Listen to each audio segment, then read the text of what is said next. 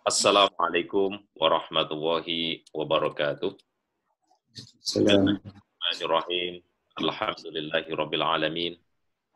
Wassalatu wassalamu ala asrofil anbiya'i wal mursalin wa ala alihi wa sahbihi ajma'in. Amma ba'd. Puji syukur kehadirat Allah Subhanahu wa taala pada sore atau malam hari waktu Amerika dan pagi hari waktu Indonesia, kita bisa berjumpa kembali di dalam acara rutin kita, yaitu kajian kitab online, kajian online kitab Madarijus Salihin bersama Ustadz kita, Ustadz Mutahhir Arif, LCMPD. Alhamdulillah tidak terasa kita sudah pada pertemuan yang ke-7 pada hari ini, dan insya Allah jika Allah mengizinkan kita akan terus melanjutkan kajian ini untuk tema-tema yang lebih menarik lagi sesuai dengan urutan di kitab Madarijus Salihin. Bapak Ibu sekalian yang dirahmati Allah Subhanahu wa taala dimanapun berada, pada minggu lalu kita banyak membahas tentang berbagai tipologi dan tingkatan hidayah yang dijelaskan dan diuraikan secara detail oleh Ustadz Mutahhir Arif dengan berujuk kitab Madarijus Salihin, mulai dari wahyu, kemudian juga ilham, inspirasi, kemudian sampai firasat-firasat baik dan lain sebagainya. Yang kemudian itu merujuk kepada ayat dari surat Al-Fatihah, yaitu ayat yang ke-6. Nah, kita masih berbicara tentang surat Al-Fatihah, karena memang surat Al-Fatihah ini merupakan pembuka yang banyak diulas secara mendalam di dalam kitab Madarijus Salihin oleh Ibnu Qayyim. Nah, untuk pada hari ini, kita akan terus melanjutkan tema yang tidak kalah menarik, yaitu soal kedahsyatan surat Al-Fatihah itu sendiri sebagai obat bagi penyakit hati dan penyakit fisik. Nah, kalau kita kemudian membaca ayat ke-7 khususnya, yaitu Siratal ladzina an'amta 'alaihim ghairil maghdubi 'alaihim waladhdallin, sebenarnya itu sudah mengindikasikan bahwa surat Al-Fatihah itu adalah penyembuh dari penyakit hati yang merujuk kepada dua hal, yaitu kesesatan fikir dan kesesatan hati, kalau di dalam interpretasi Ibnu Qayyim. Kesesatan fikir itu yang kemudian disebut dengan orang-orang yang orang-orang yang sesat, kemudian orang-orang yang kesesatan di dalam niat itu disebut dengan orang-orang yang dimurkai oleh Allah atau maghdub. Sementara yang sesat secara pikir yaitu kebodohan, yaitu dolin itu sendiri. Nah, Bapak Ibu sekalian, saya tidak akan membahas panjang lebar mengenai hal ini, tetapi yang jelas kita akan masih merujuk, sebenarnya ini merupakan lanjutan dari kajian kita beberapa minggu lalu, yaitu soal iyyaka na'budu wa iyyaka nasta'in, bahwa iyyaka na'budu artinya bahwa hanya kepada Allah lah kita menyembah. Sebenarnya juga merupakan menurut menurut Ibnu Taimiyah, ini merupakan perlawanan terhadap penyakit hati, yaitu riya. Sementara penyakit hati yang lain yaitu takabur sebenarnya adalah kelanjutan ayat berikutnya, yaitu iyyaka nasta'in, hanya kepada Allah kita meminta pertolongan. Nah, kita akan mendengar langsung nanti dari Ustadz Mutahhir Arif tentang lanjutan kajian kita surat Al-Fatihah ini bagi kehidupan manusia, yaitu kedahsyatannya. Baik, untuk waktu dan tempat saya persilakan kepada Ustadz Mutahhir sepenuhnya. Silakan Ustadz. Terima kasih. Bismillahirrahmanirrahim. Assalamualaikum warahmatullahi wabarakatuh. Waalaikumsalam warahmatullahi wabarakatuh. Innal hamdalillah wa inna syukra lillah wa inna tsanaa'a kullahu lillah. Wassalatu wassalamu ala Rasulillah wa ala alihi wa sahbihi wa man tabi'ahu wa walah. Asyhadu an la ilaha illallah wahdahu la syarika lah wa asyhadu anna Muhammadan abduhu wa rasuluhu la nabiyya ba'dah. Allahumma inna nas'aluka ridhaka wal jannah wa na'udzubika min sakhatika wan nar. Allahumma amin. Para orang tuaku yang saya hormati, Bapak dan Ibu, para pengurus pimpinan cabang istimewa Muhammadiyah Amerika, Al-Mukarram Imam Syamsi Ali di New York, yang kami hormati Ayahanda Duta Marlin di Florida, Imam Subhan, saudaraku yang saya muliakan, Dr. Muhammad Ali, Dr. Muhammad Rafiq, segenap jamaah di New York, ada Ibu Salmawati, jamaah Houston, Texas, Ibu Dian Ford, terima kasih. Jamaah dari Las Vegas, ahlan wa sahlan.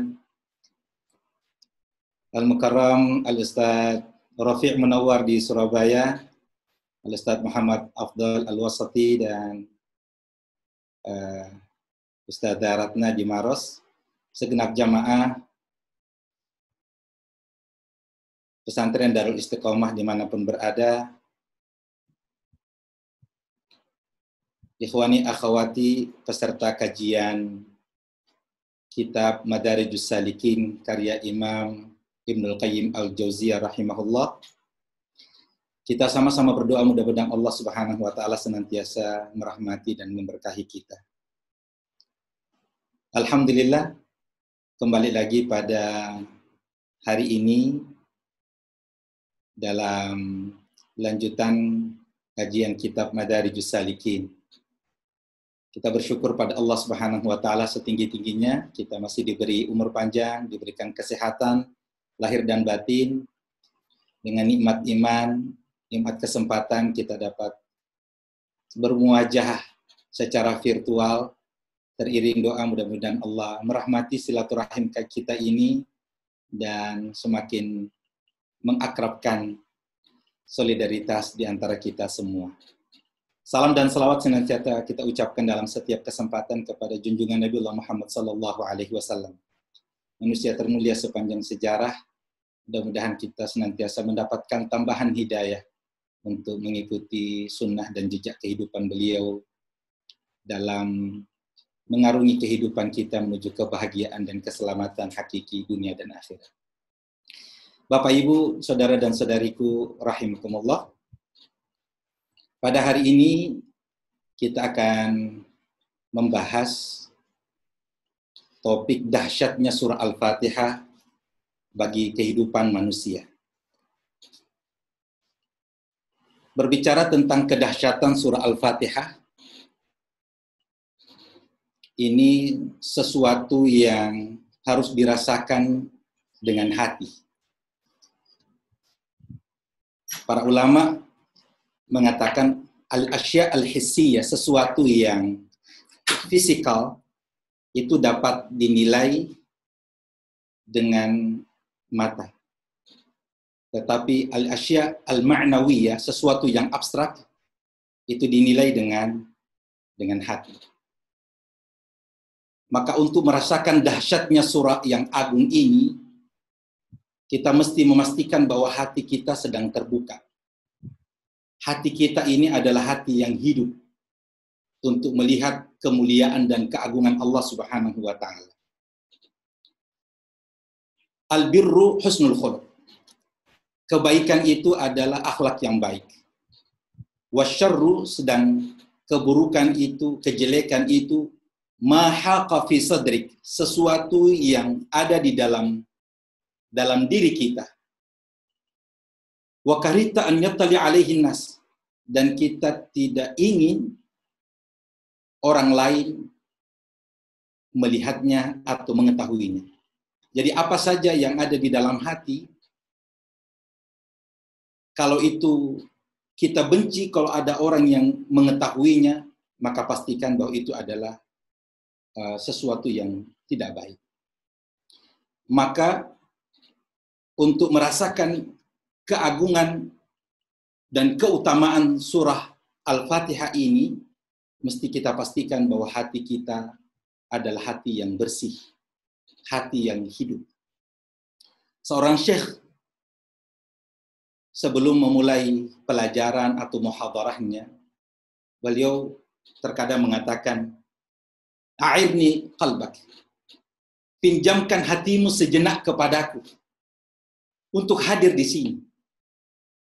Karena manfaat itu bukan hanya pelajaran yang sampai di kepala saja, hanya untuk memperluas wawasan saja, tetapi manfaat dari ilmu pengetahuan yang kita dapatkan adalah sesuatu yang langsung menyentuh hati kita.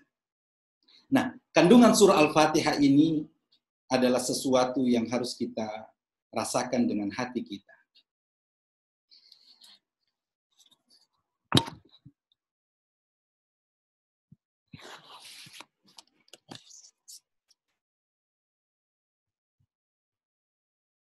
Sesudah kita membaca basmalah, yang berarti kita memulai dengan nama Allah Subhanahu wa taala yang Maha Pemurah lagi Maha Penyayang. Alhamdulillahi Rabbil Alamin. Segala puji bagi Allah Subhanahu wa taala, pencipta, penjaga, penguasa dan pemelihara sekalian alam. Ini kalau kita mau mendalami, kita mau menyelami arti alam raya ini, jagat raya ini, maka waktu kita tentu tidaklah cukup.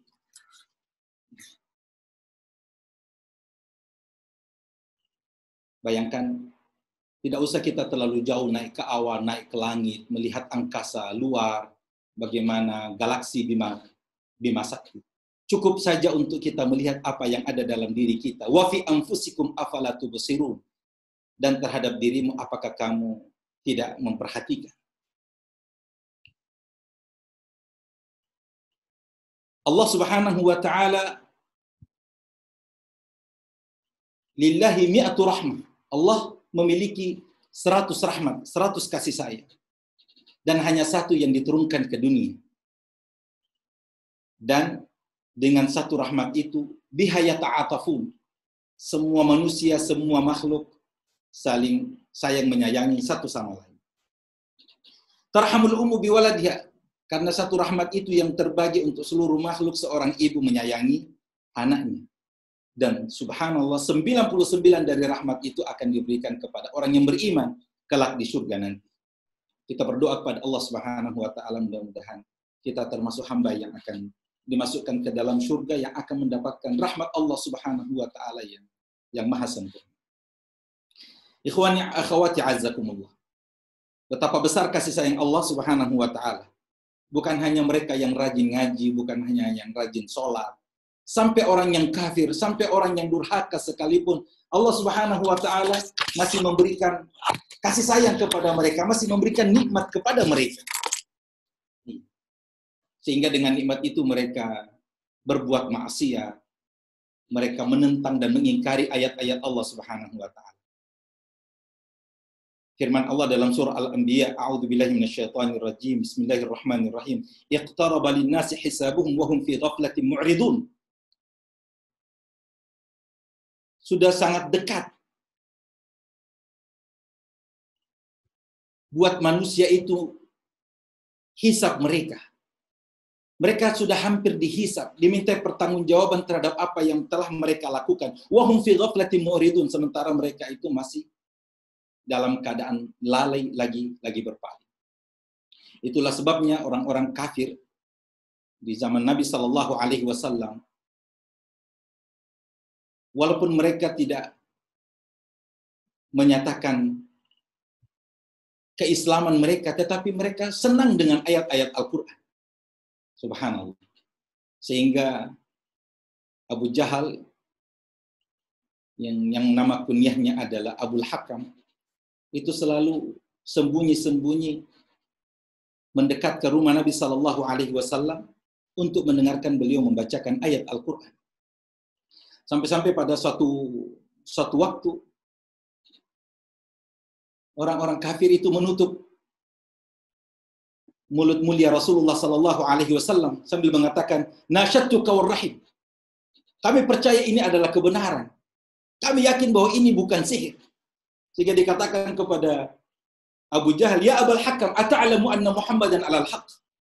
Wahai Abul Hakam, apakah kamu tahu, apakah kamu yakin bahwa Muhammad itu adalah dalam kebenaran? Qala na'am, iya. Lalu, kenapa kamu tidak mengikutinya? Kenapa kamu tidak beriman kepadanya?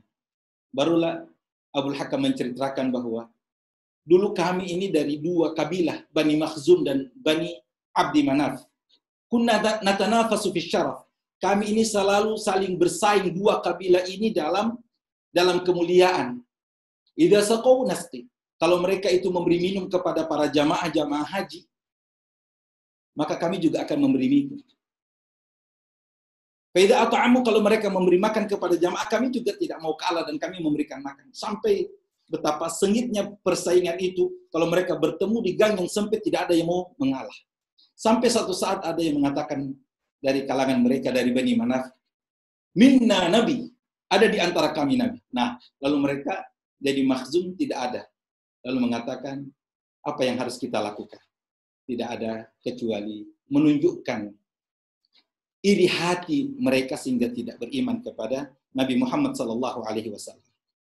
Sehingga iri hati yang tempatnya di hati adalah merupakan penyakit yang sangat berbahaya yang bisa menjadikan seseorang itu menolak kebenaran dan tidak dapat merasakan dahsyatnya Al-Quran, termasuk kedahsyatan surah Al-Fatihah. Dikatakan hasad, kedengkian, iri hati ini adalah dosa pertama di langit, yaitu ketika Iblis laknatullahi alaih mengatakan khalaqtani min nari wa khalaqtahu min tin. Dan iri hati juga adalah merupakan dosa pertama di bumi ketika antara Qabil dan Habil, kedua putra Nabi Adam alaihissalam, itu bertengkar, atau salah satunya diterima kurbannya dan yang lain tidak. Fatuqubila min ahadihima wa lam yutaqabbal min al-akhar. Karena itulah, walaupun ini adalah keputusan dari Allah bahwa mana yang diterima kurbannya dan mana yang tidak, tapi dari hati Qabil tidak menerima keputusan itu dan merasa iri kepada saudaranya yang menjadi penyebab sehingga dia membunuh saudaranya, dan itu adalah merupakan pembunuhan pertama dalam sejarah umat manusia. Al-Fatihah adalah surah yang sangat agung. Kalau dari penjelasan keutamaan surah Al-Fatihah, yang pertama adalah surat yang pertama di dalam Al-Quran. Kita semua beriman kepada Al-Quran, kita semua beribadah dengan Al-Quran, kita semua memohon manfaat yang besar dan keberkahan yang besar dari Al-Quran, maka selamanya kita akan memulai membaca Al-Quran itu dari surah yang pertama, yaitu surah Al-Fatihah, dengan semua keutamaan yang terdapat di dalamnya. Yang kedua, Ummul Quran. Bahwa surah Al-Fatihah ini disebut juga Ummul Quran.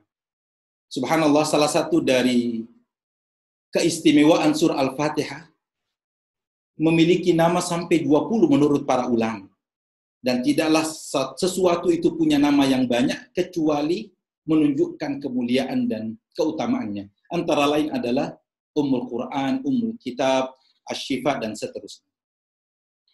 Bahwa Allah Subhanahu wa ta'ala telah menurunkan sebagaimana yang dijelaskan oleh para salaf, bahwa ada 104 kitab yang diturunkan oleh Allah kepada umat manusia, dan itu terangkum dalam 4 kitab. Taurat, kitab Zabur, kitab Injil, dan Al-Furqan, yaitu Al-Quran. Kemudian keempat kitab ini terangkum dalam Al-Quran, dan kandungan surah seluruh Al-Quran ini ada pada As-Suwar Al-Mufassal, surah-surah yang pendek, dan kandungan Suwar Al-Mufassal itu ada pada surah Al-Fatihah, dan intisari kandungan surah Al-Fatihah ada pada ayat Iyyaka na'budu wa iyyaka nasta'in. Karena itu, maka Al-Fatihah menjadi surat yang amat sangat mulia. Surah yang memiliki kandungan yang sangat besar, yang merupakan kunci kesuksesan hakiki, kebahagiaan yang sesungguhnya, bahkan jalan keselamatan dengan hidayah siratal mustaqim menuju surga.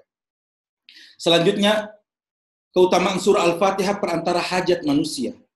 Bahwa seseorang tidaklah membaca surah Al-Fatihah ini di dalam sholat, kecuali itu adalah merupakan media, sarana dialog dengan Allah Subhanahu wa ta'ala. Qasamtus salata baini wa baina abdi. Aku membagi salat ini menjadi 2. Aku dan hambaku. Idza qala abdi, kalau hambaku membaca alhamdulillahirabbil alamin, maka Allah Subhanahu wa taala lantas menjawab Habadani abdi, hambaku memujiku. Idza qala al-'abdu ar-rahmanir rahim, maka Allah Subhanahu wa taala menjawab, majadini abdi, dan seterusnya. Yang kelima yang menunjukkan kemuliaan dan kedahsyatan surah Al-Fatihah, dijadikannya Al-Fatihah ini sebagai syarat sahnya salat. La salata liman lam yaqra' bi Fatihatil Kitab.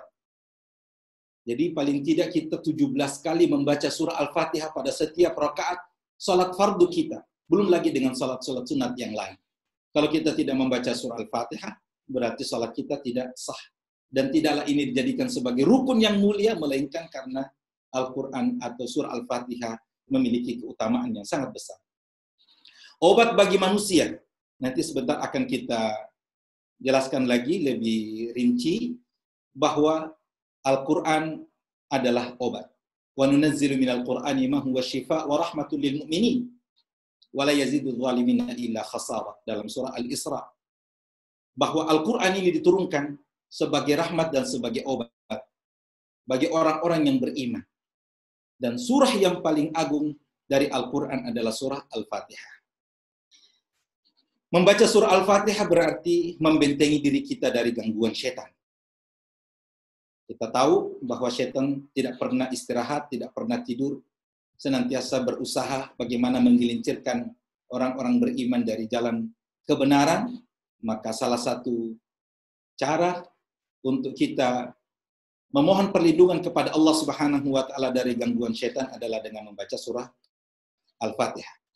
Surah Al-Fatihah merupakan petunjuk jalan yang lurus, karena di dalamnya terdapat intisari dari tauhid kepada Allah Subhanahu wa taala, terdapat petunjuk untuk kita mengikuti para nabi, orang-orang yang telah melaksanakan dan meyakini kebenaran, orang-orang saleh dan orang-orang yang mati syahid. Di sana terdapat petunjuk untuk kita selalu memohon kepada Allah ke siratal mustaqim, jalan yang lurus. Ikhwani akhwati rahimakumullah. Al-Fatihah adalah merupakan ummul Quran, ummul kitab. Kalau kita analogikan telur itu intinya adalah kuningnya. Kalau ibadah itu intinya adalah doa. Ad-doa umukhul ibadah. Kalau kita melaksanakan ibadah haji, Nabi Shallallahu Alaihi Wasallam bersabda, Al-Hajju Arafah. Haji itu intinya adalah wukuf di Arafah. Kalau yang lain mungkin bisa dibayarkan dengan dam, bayarkan denda, tapi kalau tidak wukuf di Arafah, berarti la hajjalahu, tidak ada haji baginya. Maka inti daripada Al-Quran adalah surah Al-Fatihah. Selain itu, adalah suatu nikmat yang sangat agung. Ketika Allah Subhanahu wa taala menjadikan Al-Qur'an ini sebagai obat bagi manusia. Kita semua mau sehat, kita semua mau kuat, tidak ada yang mau sakit. Maka berbahagialah kita ketika Allah Subhanahu wa taala menjadikan surah Al-Fatihah ini sebagai obat bagi kita. Dikatakan dalam hadis yang diriwayatkan oleh Sa'id Al-Khudri radhiyallahu anhu bersama para sahabat Nabi sallallahu alaihi wasallam yang suatu ketika dalam satu perjalanan, kemudian tiba di satu tempat, tapi tidak ada yang menjamunya. Sampai orang-orang yang ada di sekitarnya bertanya, "Afikum raqin, apakah di antaramu ada yang dapat meruqyah atau memberikan pengobatan, menjampi-jampi sesuatu?" Qalu na'am. Maka sahabat Nabi sallallahu alaihi wasallam mengatakan iya. Ternyata kepala suku mereka itu disengat oleh kalajengking. Dan itu tentu mengancam nyawanya. Lalu, salah seorang sahabat itu meruqyah, membacakan surah Al-Fatihah kepadanya. Berulang kali, dan akhirnya kepala suku itu sembuh, tanpa meninggalkan bekas dari gigitan kalajengking tersebut. Sampai mereka mendapatkan hadiah beberapa ekor kambing. Tapi mereka tidak mau mengambil, mereka tidak mau memakannya sampai mereka mendapatkan izin dari Nabi Sallallahu Alaihi Wasallam. Ketika sampai kepada Nabi Sallallahu Alaihi Wasallam, Nabi justru bertanya, bagaimana kalian tahu bahwa Al-Fatihah itu adalah ruqyah, adalah bacaan yang dapat menyembuhkan dengan izin Allah Subhanahu wa taala. Maka ambillah apa yang telah dihadiahkan kepadamu dan berikan juga saya bahagian dari apa yang diberikan itu. Allahu Akbar. Sehingga ini menjadi dalil boleh menerima hadiah ketika kita meruqyah seseorang. Subhanallah, Ibnul Qayyim Al-Jauziyah di dalam kitab Madarijus Salikin ini juga menceritakan bahwa satu saat beliau sedang tawaf dan akhirnya beliau mendapati dirinya tidak bisa bergerak. Tiba-tiba nyaris lumpuh. Lalu beliau mengingat akan kedahsyatan surah Al-Fatihah. Lalu Ibnu Qayyim rahimahullah membacakan surah Al-Fatihah ini di kedua telapak tangan beliau. Lalu diusapkan ke bagian kaki yang terasa kaku tersebut. Ibnu Qayyim mengatakan, saya seperti merasakan butiran-butiran pasir itu berguguran jatuh dari kakiku sampai sembuh secara total. Allahu Akbar. Ini menunjukkan akan dahsyatnya surah Al-Fatihah jika dibacakan pada diri kita sehingga keluhan terhadap fisik itu bisa sembuh. Seorang wanita yang pernah bertanya bahwa saya menjadi kebiasaan karena penyakit yang diderita sehingga selalu mengambil air minum, membacakan surah Al-Fatihah, lalu meniup sebelum dan sesudah membaca surah Al-Fatihah dan beliau minumkan. Apakah ini masih dapat saya lanjutkan? Padahal saya yakin bahwa ini bukan gangguan sihir, ini bukan ain. Lalu ulama memberikan jawaban, silakan lanjutkan. Dan wanita itu mengatakan bahwa saya benar-benar merasakan dahsyatnya bacaan surah Al-Fatihah pada air yang kemudian saya minum yang membuat saya bisa sembuh. Bapak Ibu hadirin hadirat, a'azzakumullah. Saya sendiri beberapa kali mendapatkan pengalaman ya dalam ruqyah. Kalau satu ketika saya diminta untuk meruqyah seorang pejabat yang punya penyakit yang aneh. Tiba-tiba kaki beliau memerah, tiba-tiba bengkak, membesar, dan akhirnya pecah, seperti meledak betis itu. Aneh lagi, hanya hitungan 2-3 hari, tiba-tiba keluar belatung, ulat, dan seterusnya, sehingga diputuskan oleh tim medis harus dioperasi. Karena boleh dikata dagingnya habis, sehingga dari organ atau bagian tubuh yang lain diambil untuk menutupi bagian betis tersebut. 1 kali, 2 kali sesudah operasi, saya bacakan Al-Fatihah dan ayat-ayat ruqyah lainnya. Nanti pada malam ketiga baru ada reaksi, kesurupan, dan jin itu kemudian berbicara bahwa ini adalah sihir, ya. Ini kiriman. Kalau istilah di Sulawesi ini doti api. Lalu kemudian menginformasikan tempat-tempat di mana dia menanam atau menyembunyikan zimat tersebut, ya, di rumah, di halaman, ya, di bawah pohon dan seterusnya. Asyahid bahwa saya masih melihat tidak lama sesudah itu, ya, pasien itu sembuh dan tidak ada lagi luka walaupun sudah operasi. Menunjukkan bahwa bacaan ruqyah, khususnya surah Al-Fatihah yang merupakan surah yang agung dalam Al-Quran, itu bisa menyembuhkan dengan izin Allah Subhanahu wa taala penyakit medis. Belum lagi sebagai obat dari penyakit-penyakit hati, seperti yang Imam Subhan katakan, penyakit riya, penyakit sum'ah, takabur, dengki, dan seterusnya. Obat dari kebodohan, kesesatan berpikir. Dengan membaca, mempelajari, menghayati kandungan surah Al-Fatihah, maka seseorang akan mendapatkan pencerahan. Seseorang akan mendapatkan cahaya terhadap kebenaran yang akan mengantarkan mereka kepada kemuliaan dan keselamatan yang sesungguhnya.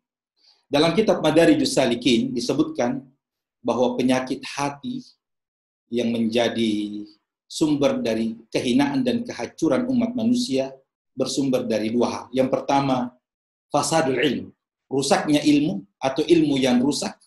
Yang kedua, fasadul qasd, tujuan yang rusak.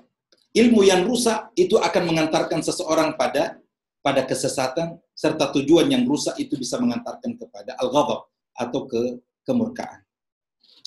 Sehingga kita semua tentu mengharapkan hidup yang bahagia, jiwa yang tenang, urusan yang lancar, kesuksesan dan keselamatan ya dalam kehidupan kita.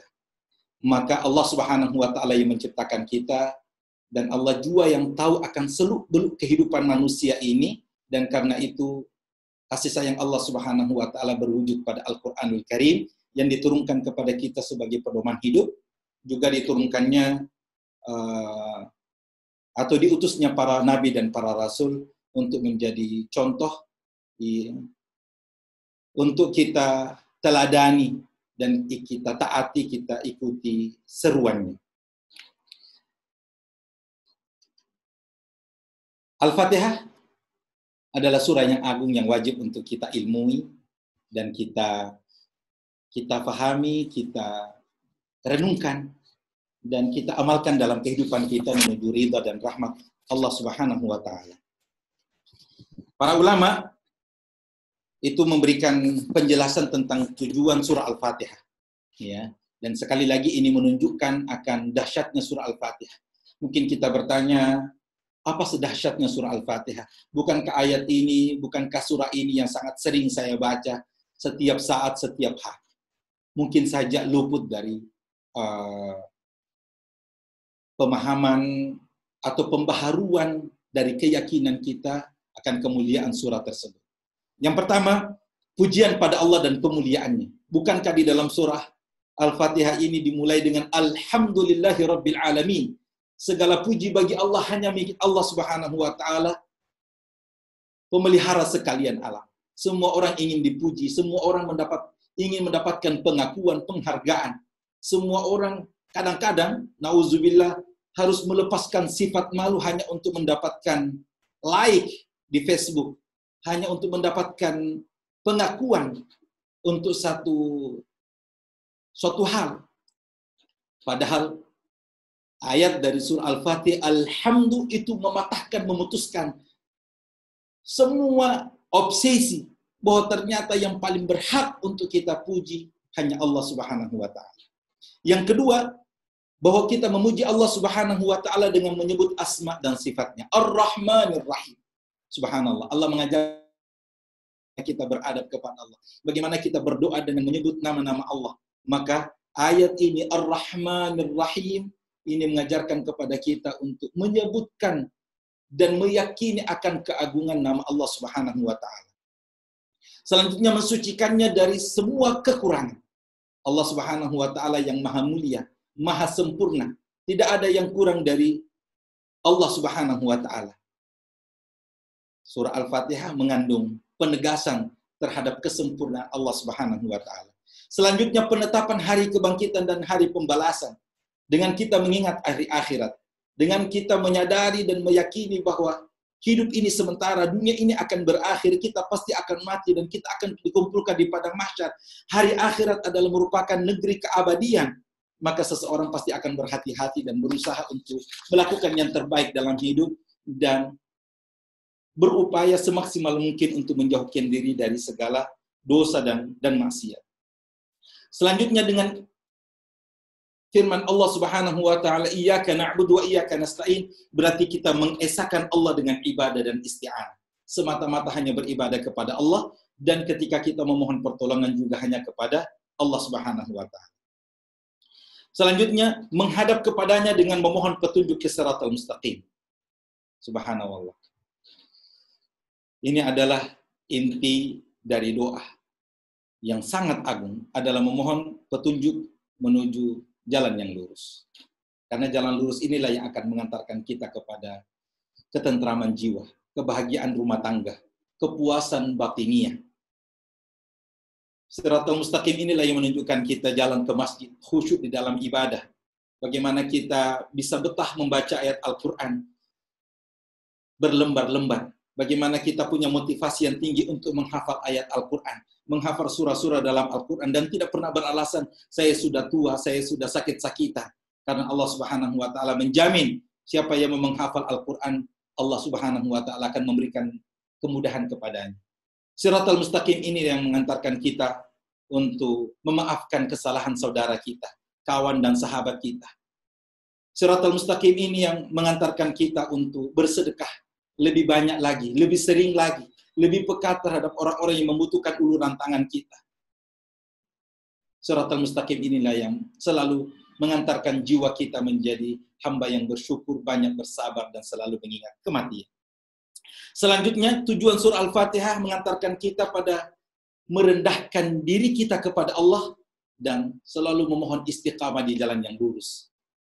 Mungkin ketika kita mendengarkan motivasi bagaimana kemuliaan Qiyamul Lail, maka tiba-tiba kita bersemangat dan berupaya untuk menunaikannya. Tiba-tiba kita bersemangat untuk saum sunnah, puasa sunnah Senin dan Kamis, 3 hari di pertengahan bulan, dari bulan-bulan Qamariyah. Tetapi siapa yang menjamin semangat ibadah kita itu akan terus konsisten, tetap lestari? Maka ini membutuhkan istiqamah, dan itu hanya petunjuk dari Allah Subhanahu wa Ta'ala. Dari surah ini kita juga belajar tentang kisah-kisah umat terdahulu. Siratal ladzina an'amta 'alaihim, untuk kita selalu berupaya untuk mengikutinya dan menjauhkan diri dari perilaku, sifat-sifat orang-orang yang ingkar terhadap kebenaran. Dan yang terakhir adalah motivasi untuk kita selalu beramal saleh, melakukan banyak kebaikan. Ikhwani akhwati fillah azakumullah, surah Al-Fatihah ini adalah sangat dahsyat. Sekali lagi, hati kita yang merasakan. Bayangkanlah bagaimana para sahabat Nabi SAW membaca surah Al-Fatihah. Kadang mereka lama sekali tidak bisa menuntaskan surah Al-Fatihah. Ayat demi ayat itu dibacakan dengan sangat perlahan, sambil menangis, sambil mengingat masa lalu mereka. Sehingga mungkin berjam-jam mereka membaca sambil merenungkan kandungan surah Al-Fatihah. Sama dengan riwayat sahabat Nabi SAW bagaimana menggambarkan indahnya bacaan surah Al-Fatihah tersebut. Umar bin Khattab radhiyallahu an, kalau sudah sholat, apalagi membaca surah Al-Fatihah, orang-orang yang ada di sekitarnya itu tahu bahwa sekarang saatnya Umar bin Khattab sebagai khalifatul muslimin itu memutuskan hubungannya dengan dunia dan hanya semata kepada Allah Subhanahu wa Ta'ala. Dan itu juga yang kemudian dilihat oleh Abu Lu'lu yang membunuh Umar bin Khattab. Bahwa pada waktu sholat, Umar bin Khattab itu konsentrasi dalam sholat. Padahal salah satu perawi dari riwayat tersebut, kami berada di saf ketiga atau saf keempat, kami masih mendengarkan gemuruh dari dada Umar bin Khattab. Betapa khusyuk beliau membaca ayat-ayat Al-Quran, wabil khusus surah Al-Fatihah. Karena itu maka surah ini adalah sangat agung untuk kita hayati, untuk kita renungkan, untuk kita pelajari dan kita kaji lebih mendalam, ya. Dan bagaimana aplikasi surah Al-Fatihah dalam keseharian kita. Sekali lagi, ini adalah merupakan penawar dari segala penyakit, baik itu penyakit fisik ataupun psikis. Sesuatu penyakit yang diderita oleh seseorang yang berasal dari manusia atau bukan manusia, dari hewan atau jin atau kejadian alam, maka membaca Al-Fatihah akan menjaga kita dari berbagai penyakit, ya. seperti penyakit angkuh, sombong, riya, ujub, termasuk sekali lagi untuk kita jadikan sebagai bacaan dalam ruqyah sebagaimana yang dicontohkan oleh Nabi kita Muhammad SAW dan para sahabat. Juga Al-Fatihah adalah obat dari kebodohan yang diderita oleh manusia mungkin karena malas belajar atau hati yang keras atau tidak mau mendapatkan atau tidak mau menerima hidayah dari Allah Subhanahu wa taala. Maka surah Al-Fatihah ini akan mengantarkan seseorang pada semangat belajar dan akan menemukan kebenaran yang sesungguhnya. Selanjutnya,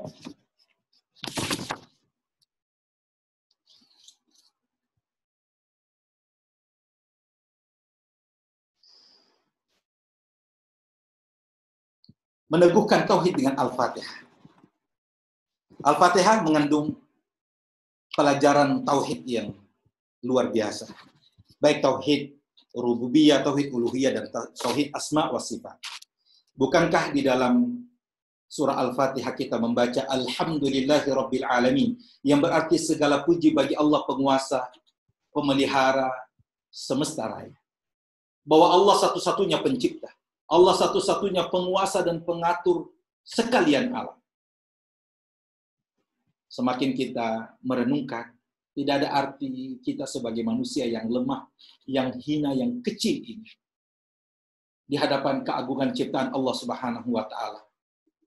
Bumi saja sudah sangat besar. Bagaimana lagi dengan angkasa, bagaimana lagi dengan langit.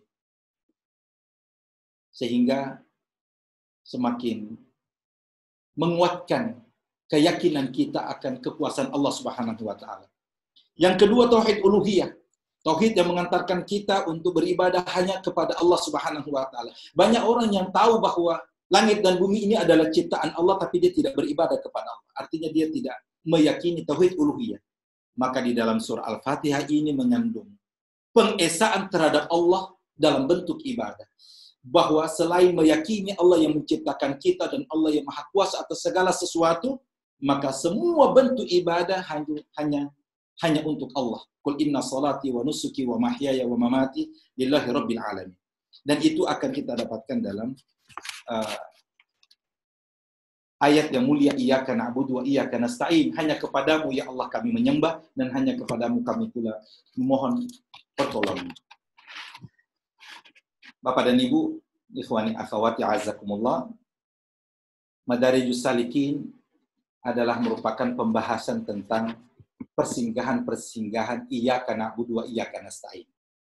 Insyaallah seizin dengan panitia PCM Muhammadiyah Amerika, kami akan mempersingkat pelajaran ini untuk sampai kepada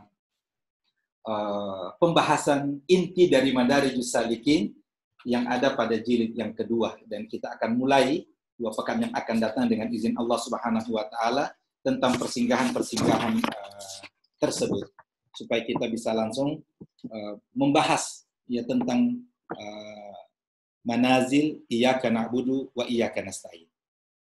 Juga di dalam surah Al-Fatihah ini mengandung pelajaran tentang tauhid asma wa sifat, kesempurnaan nama-nama dan sifat-sifat Allah yang mulia dalam ayat Ar-Rahman Ar-Rahim.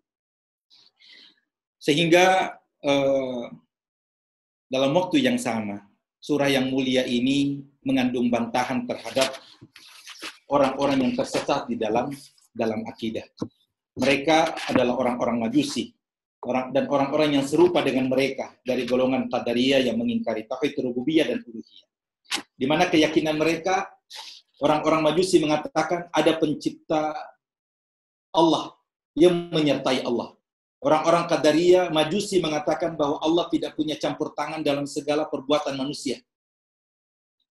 Dalam realitas, apa yang kita mau lakukan seolah-olah tidak ada yang menghalangi. Apa yang kita mau ucapkan seolah-olah Allah tidak punya campur tangan terhadap apa yang dilakukan dan diucapkan oleh manusia.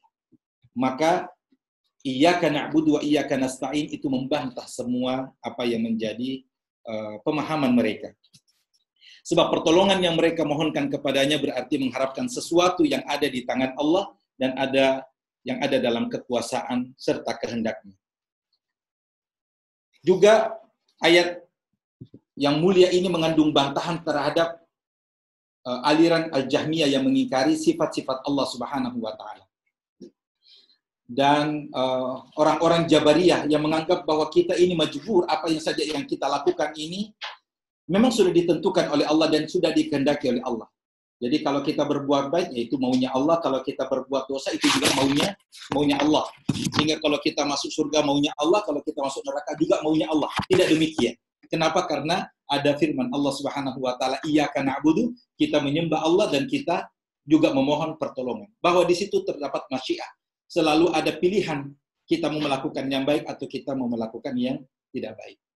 Juga membantah orang-orang Qadariyah bahwa ya, semua berada di tangan kita. Apa saja yang kita mau lakukan, tidak ada campur tangan Allah Subhanahu wa taala dalam perbuatan manusia. Wa na'udzubillah. Ya, sungguh surah Al-Fatihah ini menjawab ya semua bentuk kesesatan orang-orang yang memberikan pemahaman ataupun keyakinan yang salah. Orang-orang yang dimurkai al-maghdub dan orang-orang yang sesat, ya, ad-dhalin, yaitu mereka yang rusak karena mereka sebenarnya mengetahui kebenaran tapi menyimpang dari kebenaran. Seperti Yahudi dan orang-orang yang sudah tahu apa yang seharusnya dilakukan tapi mereka tidak melakukannya. Begitu juga orang-orang yang sesat, orang yang tidak punya ilmu. Lalu mereka melakukan sesuatu tidak atas dasar ilmu. Maka mereka menyimpang dari jalan hidayah, dari jalan kebenaran yang seharusnya mereka lalui. Maka dengan kita mempelajari surah Al-Fatihah, merenungkan kandungannya, kita akan terbebas ya dari kesesatan dan kemurkaan Allah Subhanahu wa taala. Dan inilah yang difirmankan di dalam surah An-Nisa ayat 69. Siapa orang-orang yang mendapatkan anugerah dari Allah? Faulaika ma'al ladzina an'ama Allahu 'alaihim minan nabiyyin was-siddiqin wasyuhada'i was-salihin wa hasuna ulaika rafiqa. Dan barang siapa yang menaati Allah dan Rasulnya Muhammad sallallahu alaihi wasallam, maka mereka itu akan bersama orang-orang yang diberikan nikmat oleh Allah, yaitu para nabi, para pencinta kebenaran, orang-orang yang mati syahid dan orang-orang yang saleh. Mereka itulah sebaik-baik teman. Kaum muslimin dan muslimat, a'azzakumullah. Akhirnya sampailah kita pada kesimpulan dan aplikasi materi. Kita hadir dalam kajian ini mengharapkan berkah dan rahmat dari Allah Subhanahu wa taala yang merupakan rahasia kebahagiaan dan kesuksesan hidup kita. Kalau kita dirahmati Allah, kita pasti akan tenang, kita pasti akan kuat dalam menghadapi berbagai cobaan. Kalau kita dirahmati Allah, kita pasti akan merasakan keharmonisan dalam rumah tangga, kita akan merasa bersemangat dalam melakukan ibadah. Maka kehadiran kita dalam kajian seperti ini dan pengajian apapun, insya Allah kita selalu niatkan untuk mendapatkan rahmat Allah Subhanahu wa taala. Sebagai aplikasi dari materi dahsyatnya surah Al-Fatihah yang wajib untuk kita renungkan kembali dan kita amalkan dalam kehidupan kita. Yang pertama adalah ajakan bijaksana, ajakan yang lembut untuk kita meluangkan waktu untuk merenungkan surah Al-Fatihah. Saudara dan saudariku, mari luangkan waktu untuk membaca surah Al-Fatihah dengan sangat perlahan. Bacakan dan rasakan getaran mutiara yang ada di dalam surah yang agung ini. Baca terjemahannya, hadirkan kekuasaan Allah Subhanahu wa taala di dalam membaca ayat demi ayat surah Al-Fatihah ini. Dari sana kita akan mendapatkan ketenangan batin dan keteguhan jiwa dan insya Allah kekokohan dalam akidah kita. Selanjutnya, berusaha untuk melembutkan hati kita dengan sifat tawadu. Oleh karena kita ini berada dalam genggaman kekuasaan Allah Subhanahu wa taala yang menguasai diri kita, yang menguasai kehidupan kita, dan Allah berkehendak apa saja dalam hidup kita. Selanjutnya, yang ketiga, ajakan untuk memperbaiki tahsin tilawah. Mari kita membaca surah Al-Fatihah ini dengan bacaan yang sempurna. Bacaan dengan tajwid yang baik. Semaksimal kemampuan kita.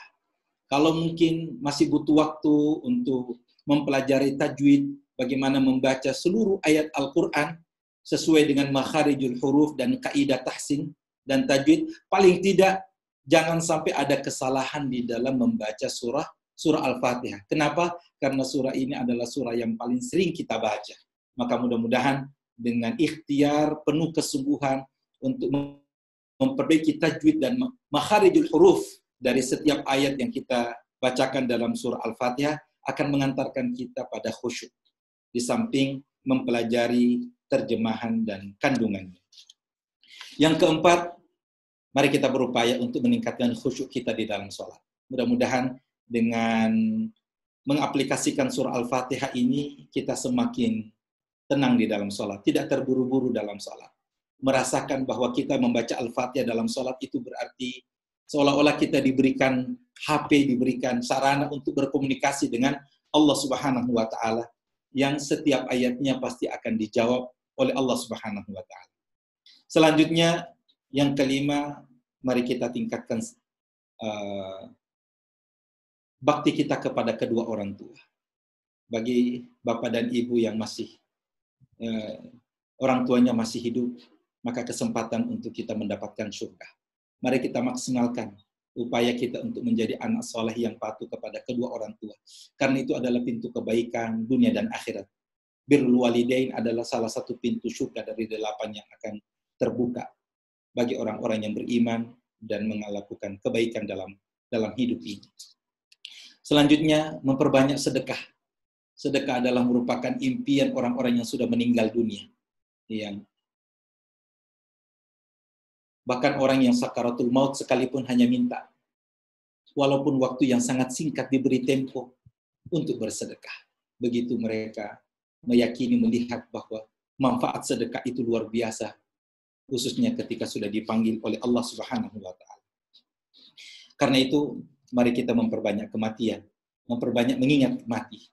Karena dengan mengingat mati, hati kita akan menjadi lembut, semangat kita dalam ibadah juga akan semakin tinggi, dan upaya untuk menjauhkan diri dari semua bentuk kemalasan, kelalaian ibadah juga akan kita dapatkan. Terakhir, menjadi teladan dalam keluarga. Dengan akhlak mulia, kita menjadi contoh yang terbaik. Khairukum li ahlihi wa ana khairukum li ahli. Pesan Nabi sallallahu alaihi wasallam, sebaik-baik kamu adalah orang yang terbaik bagi keluarganya, dan aku adalah orang yang terbaik bagi keluargaku. Semoga Allah Subhanahu wa Ta'ala menambahkan hidayahnya kepada kita, sehingga kita dapat memperbaharui pemahaman dan keyakinan kita terhadap kandungan surah Al-Fatihah, yang tentunya akan memperbaiki kualitas pribadi kita menjadi pribadi muslim dan muslimah, yang mengantarkan keluarga kita menjadi keluarga yang sakinah, mawaddah, warahmah. Selanjutnya kita selalu dituntun di jalan Shiratal Mustaqim, yang insya Allah akan menuntun kita, membimbing kita menuju jalan yang diridhoi Allah, kesuksesan dan kebahagiaan yang sesungguhnya, baik di dunia yang fana ini, lebih-lebih di akhirat yang kekal abadi. Aqulu qauli hadza wa astaghfirullah li wa lakum. Terima kasih atas segala perhatian, dan mohon maaf jika ada yang kurang berkenan. Adanallahu wa iyyakum ajma'in. Saya kembalikan ke host Al-Ustaz Imam Subhan. Jazakumullahu khaira. Wassalamualaikum warahmatullahi wabarakatuh. Waalaikumsalam warahmatullahi wabarakatuh. Terima kasih Ustadz Mutahhir atas uraiannya yang sangat mendalam dan menarik sekali mengenai kedahsyatan atau dahsyatnya dari surah Al-Fatihah ini. Di dalam uraian beliau juga menyampaikan di akhir, yaitu soal bantahan pada orang-orang yang tersesat di dalam akidah, itu orang-orang yang dimurkai oleh Allah, dan juga orang-orang yang dolin atau orang-orang yang sesat. Nah, Bapak Ibu sekalian dimanapun berada, kami mengundang partisipasi Bapak dan Ibu. Jika ada pertanyaan, kita masih punya waktu beberapa menit untuk mungkin bisa saling bertanya jawab atau berdiskusi mengenai tadi hal-hal yang sudah disampaikan oleh Ustadz Mutahhir. Bapak Ibu bisa menyampaikan langsung melalui chat di Zoom ini, atau juga bisa berbicara melalui speaker Zoom ini, atau bagi Bapak dan Ibu yang mengikuti secara live di Facebook, bisa juga menuliskan di kolom komentar. Baik, sambil menunggu pertanyaan dari peserta, Ustadz, ini menarik, terutama terkait dengan penjelasan dari Ustadz Mutahhir mengenai tafsir orang-orang yang dimurkai atau al-maghdub, dan juga orang-orang yang sesat begitu ya, yaitu orang-orang yang dolal. Walaupun yaitu surat Al-Fatihah di terakhir itu. Nah, sebagian mufasir itu kan selalu menafsirkan bahwa orang-orang yang sesat itu merujuk kepada orang-orang Nasrani, begitu ya Ustadz. Kemudian juga orang-orang yang dimurkai itu selalu merujuk kepada orang-orang Yahudi. Nah, mungkin apakah kategorisasi ini tetap berlaku Ustadz untuk sampai sekarang? Dalam arti maksud saya adalah bahwa semua orang Yahudi dapat dipastikan kalau menurut tafsir ini mereka adalah orang-orang yang sesat, dimurkai ya Ustadz, orang-orang Yahudi. Nah, kemudian juga kalau orang-orang Nasrani berarti mereka orang-orang yang sesat. Nah, sementara juga mungkin barangkali di beberapa ayat Al-Quran juga Allah sendiri telah menyampaikan bahwa di antara ahli kitab juga ada orang-orang yang soleh ini Ustadz. Nah, jadi bagaimana untuk bisa memahami penafsiran ini Ustadz sambil kita berdiskusi atau ini Ustadz? Baik, masalah. Terima kasih. Bismillahirrahmanirrahim. Taufik. Saya kira diskusi yang sangat menarik, dan apa yang sudah dijelaskan oleh para ahli tafsir, para ulama tentang ayat terakhir dari surah Al-Fatihah, ghairil maghdubi alaihim, yaitu orang-orang Yahudi, orang-orang yang mengetahui kebenaran tetapi tidak melaksanakan kebenaran tersebut. Dan saya kira ini tidak terbatas kepada golongan tertentu. Siapa saja yang mengetahui kebenaran tetapi tidak mau melaksanakan kebenaran masuk dalam kategori orang-orang yang dimurkai oleh Allah Subhanahu wa taala. Karena kebenaran itu adalah sesuatu yang harus diikuti dan harus diaplikasikan dalam kehidupan. Ad-dallin, orang-orang yang sesat. Sesungguhnya orang punya kesempatan untuk mendapatkan kebenaran, tapi enggan belajar atau tidak mau belajar, maka mereka berada dalam kesesatan. Ketika jalan hidayah itu sudah terbentang tapi mereka tidak mau mengikutinya, itu adalah indikasi orang-orang yang sesat. Sekali lagi bukan hanya orang Nasara saja, siapa saja orang yang tidak mau mempelajari kebenaran, karena agama Islam ini adalah sesuatu yang wajib untuk dipelajari. Maka siapapun orang yang mau mendapatkan kemuliaan al-Islam ini wajib belajar. Itulah sebabnya ayat yang pertama turun adalah Iqra, perintah untuk membaca yang merupakan pintu ilmu pengetahuan. Yang kedua, talabul ilmi faridatun ala kulli muslim, menuntut ilmu itu wajib bagi setiap muslim. Ya. Belajar di dalam ajaran agama kita adalah satu hal yang melekat dalam diri dari lahir sampai mati. Nah, subhanallah. Bahkan untuk memahami akidah, memahami tauhid itu juga dengan ilmu. Fa'lam, ilmuilah, pelajarilah annahu, bahwa sesungguhnya dia Allah Subhanahu wa taala la ilaha illallah wastaghfir li dzambik. Jadi memahami la ilaha illallah harus dengan ilmu, harus dengan belajar, kemudian diikuti dengan aplikasi, ya, pengamalan dalam kehidupan. Bahwa dulu ada orang-orang yang dari ahli kitab, ketika mereka mengikuti nabi atau rasul yang diutus oleh Allah Subhanahu wa taala kepada mereka. Al-Hawariyin misalnya, orang-orang setianya Nabi Isa alaihi salam adalah orang-orang yang diselamatkan. Tapi begitu Nabi Muhammad sallallahu alaihi wasallam diutus, maka tidak ada jalan kecuali mereka harus mengikuti dan taat kepada Nabi kita Muhammad sallallahu alaihi wasallam. Suatu ketika sahabat membawa lembaran-lembaran Taurat, itu ditegur oleh Nabi sallallahu alaihi wasallam, celaka kamu. Sekiranya Nabi Musa itu masih hidup, niscaya mereka akan mengikutiku, kata Nabi sallallahu alaihi wasallam.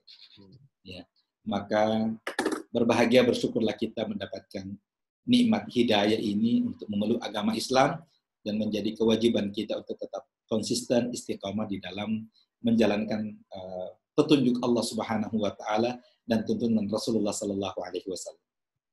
Allahu a'lam bishawab. Terima kasih Ustadz. Jadi secara mungkin singkatnya mungkin orang-orang yang dimurkai itu bisa berlaku kepada golongan mana saja begitu ya Ustadz, yang memenuhi kriteria al-maghdub, dan juga orang yang sesat yaitu tolin orang-orang, jadi tidak terbatas kepada kelompok manusia tertentu. Terima kasih Ustadz atas responnya. Kita sudah ada satu pertanyaan Ustadz dari Facebook dari Bapak Ahmad Bushairi. Terima kasih atas pertanyaannya Bapak Ahmad Bushairi. Beliau bertanya, ketika di dalam sholat berjamaah, ini mungkin pertanyaan lebih ke fikih Ustadz, sedangkan bacaan Al-Fatihah imam sholat itu kurang tepat tajwidnya, ahkamul hurufnya, lalu bagaimanakah sholat kita? Apakah tetap syah atau tidak? Gitu Ustadz. Silakan Ustadz. Bismillahirrahmanirrahim. Salat jamaah memiliki keutamaan yang sangat tinggi, sehingga oleh Nabi Shallallahu Alaihi Wasallam menjelaskan salatul jamaati afdal min salatil fardhi bi 27 darajah. Salat jamaah memiliki keutamaan 25 dan riwayat yang lain 27 kali lipat lebih baik daripada salat sendirian. Memang menjadi sebuah fenomena atau menjadi problem tersendiri ketika imam yang membaca Al-Fatihah itu tajwidnya kurang baik. Ya. Tentu dalam muamalah ini membutuhkan pendekatan yang lembut. Ya. Tentu yang menjadi imam adalah orang yang dituakan, yang menjadi imam adalah orang yang secara konsensus disepakati untuk menjadi imam. Tapi kita juga tidak menghendaki ada fitnah. Kita tidak sholat di belakangnya karena ada ketidakpuasan dan seterusnya. Sehingga dalam fikih dakwah membutuhkan pendekatan yang lebih baik lagi. Mudah-mudahan orang yang diingatkan, ditegur, dinasihati dengan baik, kemudian bisa belajar. Ya. Sehingga menjadi amal jariyah, pintu kebaikan yang besar kita yang mengajarkannya, dan ilmu yang diamalkan itu kemudian berarti kebaikan yang terus mengalir kepada kita yang mengajarkannya. Memang ada dua pendapat ya, ketika apakah bacaan Al-Fatihah itu kemudian menjadi bacaan bagi imam. Ya. Dalam hal ini ada yang berpendapat bahwa bacaan imam adalah bacaan tersendiri, itu menjadi tanggung jawabnya, dan bacaan makmum juga adalah merupakan kewajiban setiap individu dari jamaah tersebut. Saya tidak berani untuk mengatakan sah atau tidaknya ya sholat ya, ketika bacaan imam itu ada yang belum begitu sempurna, apa karena ketidakmampuan melafadzkan huruf demi huruf sebagaimana mestinya berdasarkan kebiasaan sejak kecil barangkali dan tidak pernah mendapatkan pelajaran yang serius tentang itu, atau memang ada unsur kesengajaan. Saya kira tidak ada unsur kesengajaan ya, memang betul-betul itu batasan yang dimiliki oleh imam tersebut. Sehingga saya lebih cenderung untuk kemudian ada pendekatan yang lebih baik lagi, sehingga bacaan imam tersebut bisa menjadi sempurna lewat pelajaran atau arahan dan saran nasihat dari kita, sehingga bisa lebih memperbaiki bacaannya lagi. Wallahu a'lam bishawab. Terima kasih Ustaz Ahmad Bushairi. Jazakumullahu khairan. Baik, terima kasih Ustadz. Sepertinya kita tidak memiliki pertanyaan lagi Ustadz dari peserta. Baik. Sudah 1 jam lebih Ustadz. Terima kasih. Mungkin kita bisa akhiri Ustadz untuk kajian hari ini, dan kita akan melanjutkan mungkin untuk bagian terakhir sebelum kita masuk ke manazil ya Ustadz. Manazil ya, persinggahan-persinggahan ya karena budaya karena stain. Iya. Itu. Insya Allah nanti yang sebenarnya merupakan inti dari kitab ya Ustadz. Ya. Iya, insya Allah. Baik Ustadz, sebelum kita tutup, silakan Ustadz dipimpin doa untuk terlebih dahulu. Ustadz. Silakan Ustadz. Baik, saya mengucapkan terima kasih kepada Imam Subhan selaku host dan segenap panitia PCM Muhammadiyah Amerika atas semua pengorbanan, inisiasi kajian kitab Madarijus Salikin, mudah-mudahan diberkati Allah Subhanahu wa taala. Saya ucapkan terima kasih kepada segenap pemirsa dimanapun berada. Doa dan dukungan partisipasi merupakan hal yang sangat bermanfaat ya untuk kelangsungan dakwah kita. Insya Allah satu pertemuan lagi untuk kita menuntaskan prolog ya atau mukaddimah sebelum kita masuk pada pembahasan inti dari Madarijus Salikin, persinggahan-persinggahan Iyyaka na'budu wa iyyaka nasta'in. Dan kita akan membahas secara mendetail tentang muhasabah, urgensi taubat kita dalam kehidupan.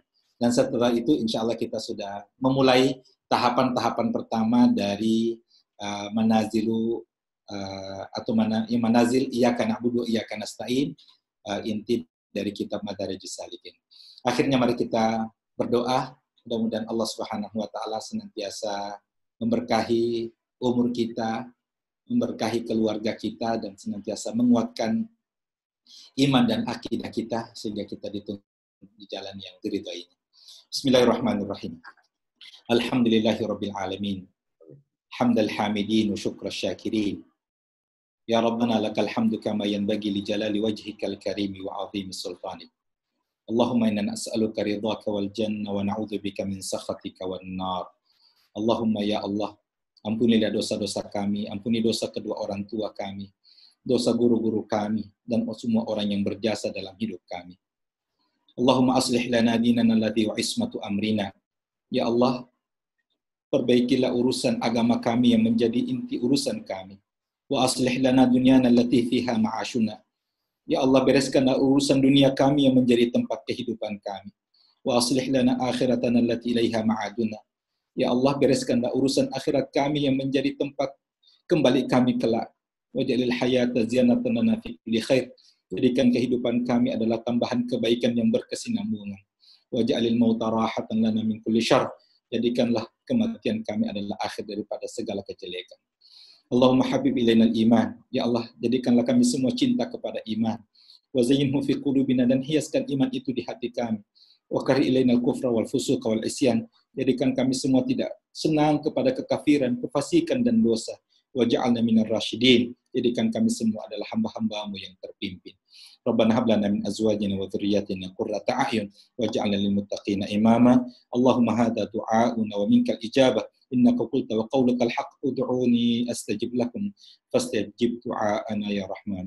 Rabbana atina fid dunya hasanah wa fil akhirati hasanah wa qina adzaban nar. Wa sallallahu wasallam wa barik ala nabiyyina Muhammad wa ala alihi wa sahbihi ajma'in.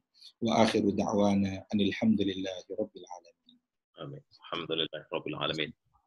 Terima kasih Ustadz atas doanya dan juga waktunya, menyempatkan waktu, kemudian juga tenaga dan pikiran untuk terus membersamai kita untuk mengkaji bersama kitab Madarijus Salikin.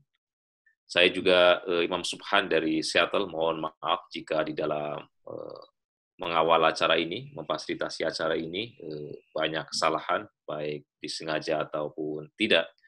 Insya Allah kita akan tetap berjumpa kembali minggu depan pada waktu dan tempat yang sama di ruangan Zoom ini. Dan sebelum kami tutup, ada satu pengumuman yang penting juga bahwa mulai besok pagi, waktu Amerika Serikat jam 6 pagi atau jam 8 malam, waktu Indonesia Barat, kita akan memulai kajian baru lagi, yaitu insya Allah kajian kitab Ihya Ulumuddin untuk bab ilmu, yang akan dipandu oleh Ustadz Talkis. Nah, tetapi kalau kita Madarijus Salikin kita menekankan pada kontennya, maka untuk yang Ihya Ulumuddin, mungkin nanti fokus pembelajaran karena ini bagian dari kajian, maksud saya bagian dari program kursus bahasa Arab, baik di kelas 1 maupun kelas 2. Ini nanti akan di dalam mengkaji Ihya Ulumuddin ini akan lebih menekankan kepada bagaimana kita cara membaca kitab klasik Arab yang tanpa harokat itu sambil dipandu untuk peserta yang ingin mengikuti. Saya kira itu dari saya. Sekali lagi terima kasih Ustadz Mutahir. Sampai jumpa insya Allah minggu depan. Dan terima kasih juga kepada Bapak dan Ibu yang sudah berkenan berpartisipasi di dalam acara ini. Demikian, billahi taufiq wal hidayah. Assalamualaikum warahmatullahi wabarakatuh. Waalaikumsalam warahmatullahi wabarakatuh.